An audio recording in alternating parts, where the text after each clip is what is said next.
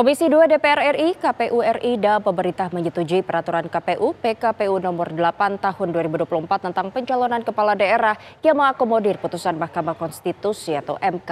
Peraturan KPU nomor 8 tahun 2024 membahas tentang ambang batas pencalonan kepala daerah dan batas syarat minimum usia calon kepala daerah sesuai putusan MK.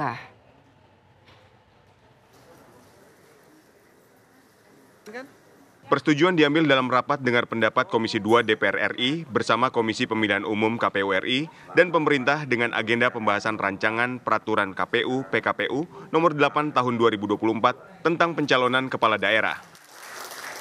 Rapat dengar pendapat turut dihadiri Ketua KPU RI Muhammad Afifuddin, Ketua Bawaslu RI Rahmat Bagja, Ketua DKPP RI Hedi Lugito, Menteri Hukum dan HAM Supratman Andi Aktas, dan perwakilan Kementerian Dalam Negeri. Peraturan KPU nomor 8 tahun 2024 mengakomodir putusan MK nomor 60 dan nomor 70 tentang ambang batas pencalonan kepala daerah dan batas syarat minimum usia calon kepala daerah. KPP semuanya setuju. Ya, jadi saya menegaskan kembali, ya, kami sudah memenuhi janji kami. Jadi tidak ada lagi keraguan, ya, pada masyarakat Indonesia. Sekarang kita sudah punya peraturan yang lengkap dari peraturan prinsip undang-undang, di mana yang terakhir itu berdasarkan putusan Mahkamah Konstitusi nomor 60 dan 70, dan juga sudah diikuti oleh peraturan yang lebih teknis, peraturan KPU tentang pencalonan ya kepala daerah. Jadi insya Allah tidak lagi ada keraguan, tidak ada lagi sakwa sangka, tidak ada lagi spekulasi, maka kita sudah punya peraturan yang lengkap untuk pencalonan sampai juga tentang pilkada ya 2024. Rapat dengar pendapat dimajukan dari yang awalnya dijadwalkan pada Senin 26 Agustus menjadi Minggu 25 Agustus 2024 agar KPU memiliki waktu dalam membuat aturan turunan. Semua usulan KPU, usulan perubahan untuk mengadopsi putusan Mahkamah Konstitusi 60 dan 70 sudah dilakukan dan sudah diterima seluruhnya. Setelah harmonisasi, insya Allah secepatnya karena memang saya sendiri menyampaikan agar bisa dilakukan proses secepatnya karena situasi dan kebutuhan pendaftarannya sudah semakin dekat. Sementara itu pelaksanaan pendaftaran pasangan calon kepala daerah akan dilaksanakan pada 27 hingga 29 Agustus 2024. Tim TV One mengabarkan. Komisi 2 DPR RI kembali menggelar rapat dengar pendapat yang membahas mengenai rancangan peraturan KPU atau PKPU. Sejumlah pihak yang hadir dalam RDP kali ini diantaranya KPU, Bawaslu, DKPP, dan Kemendagri. Pembahasan PKPU kali ini meliputi perlengkapan pemungutan suara, dukungan perlengkapan, kampanye pemilihan kepala daerah, dan dana kampanye peserta pilkada. Selain itu dibahas pula mengenai surat KPU terkait jadwal pelantikan pasangan calon terpilih pada Pilkada 2024 untuk penghitungan usia calon pada saat pendaftaran. Salam kebajikan dan salam sejahtera untuk kita semua. Yang saya hormati Ketua dan Wakil Ketua Komisi 2, yang saya hormati seluruh anggota Komisi 2. Lalu apa saja hasil dari rapat dengar pendapat atau RDP antara Komisi 2 DPR RI dengan Komisi Pemilihan Umum hari ini? Sudah ada reporter TV One Leo Chandra di gedung DPR.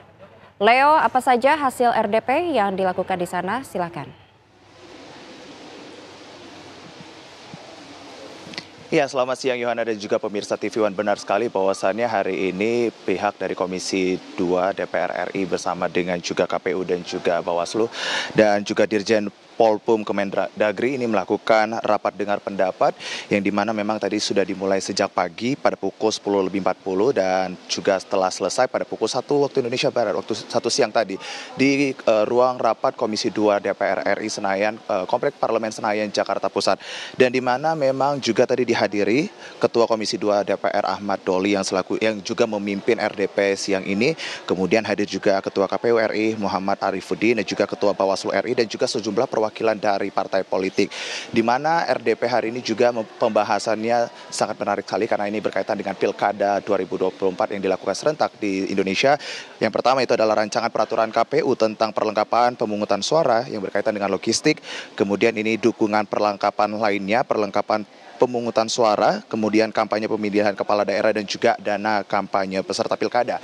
Adapun isu-isu yang diangkat ataupun yang dibahas oleh KPU dalam RDP hari ini di depan Komisi 2 yaitu tanggung jawab logistik, kemudian kesetaraan pelaksanaan pemenuhan logistik, peraturan surat suara, kemudian tanda khusus pada formulir untuk menjamin keaslian, penggunaan kotak hasil TPS dan juga kotak rekapitulasi, kemudian kewenangan pengadaan logistik pemilihan dan juga kerjasama pengamanan dan juga pendistribusian, dan yang terakhir ini penggunaan sarana teknologi dan juga informasi. Adapun tahap-tahap dari produksi dan juga distribusi logistik dari KPU sendiri ini memasuki tahap pertama nanti di tanggal 3 September sampai 3 Oktober 2024, kemudian masuk ke tahap kedua di tanggal 1 sampai tanggal 31 Oktober 2024. Kemudian barulah nanti KPU ini masuk ke dalam tahap proses sortir, pemenuhan kekurangan pengesahan dan juga distribusi ke TPS oleh KPU Kabupaten dan juga kota dan juga logistik ke tahap 1 dan juga tahap 2. Ini akan dilakukan pada tanggal 1 sampai tanggal 26 November 2024 nanti.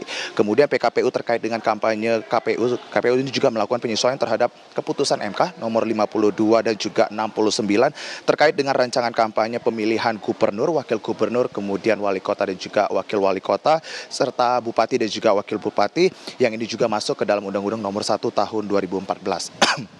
Dan selanjutnya kampanye pemilihan gubernur dan juga wakil gubernur itu masuk ke dalam beberapa tahap yang dimana nantinya ini akan dimulai pada 25 September 2024 sampai nanti tanggal 23 November 2024. Kemudian nanti ini masuk ke dalam masa tenang yang berlangsung pada tanggal 24 sampai tanggal 26 November 2024. Kemudian rancangan PKPU dana kampanye isu strategis yang juga diangkat oleh KPU ini meliputi pergantian paslon yang terkait dalam pasal 13 dan juga pasal 23 tentang kewajiban penyampaian dana kampanye yang diperbarui apabila nantinya dalam proses pencalonan ini ada pergantian paslon yang dilakukan sebelum 30 hari dari hari pemungutan suara, karena kemungkinan dilakukan dari sisi regulasi peraturan perundang-undangan.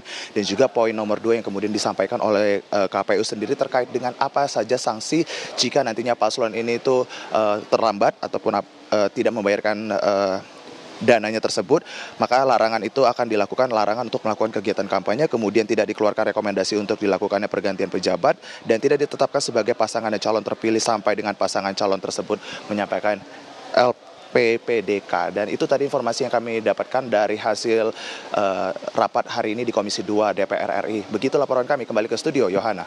Baik, terima kasih Leo atas informasi Anda. Selamat bertugas kembali.